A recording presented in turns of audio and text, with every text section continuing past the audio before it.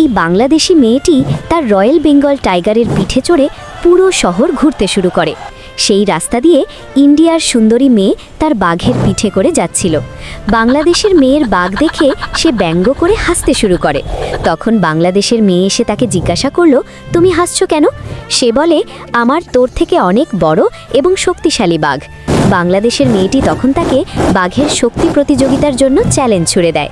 বাংলাদেশের মেয়ে বাড়িতে এসে তার রয়্যাল বেঙ্গল টাইগারকে মধু মেশানো মাংস, কাঁচা ডিম এবং হরিণের দুধ খাওয়াতে শুরু করে। অন্যদিকে ইন্ডিয়ার মেয়েটিও তার বিশাল বাঘকে জাফরান মেশানো দুধ, বাদামের পেস্ট এবং বিশেষ মাংস খাওয়াতে শুরু করে। অবশেষে সেই প্রতিযোগিতার দিন আসে। দুটি বাঘ গর্জন করে শক্তি প্রদর্শন শুরু করে। কখনো ইন্ডিয়ার বাঘ বিশাল পাথর তুলে ফেলে, তখন ইন্ডিয়ার দর্শকরা চিৎকার করে বলে, আমাদের বাঘ জিতবে। এবং যখন বাংলাদেশের রয়্যাল বেঙ্গল টাইগার একটি গাছ উপড়ে ফেলে, তখন বাংলাদেশের লোকেরা উল্লাসে বলে, আমাদের বাঘ জিতবে।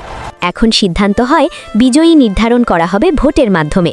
যারা ইন্ডিয়াকে জিতাতে চান তারা কমেন্ট করুন, আর যারা বাংলাদেশের রয়্যাল বেঙ্গল টাইগারকে জিতাতে চান তারা লাইক ও সাবস্ক্রাইব করুন।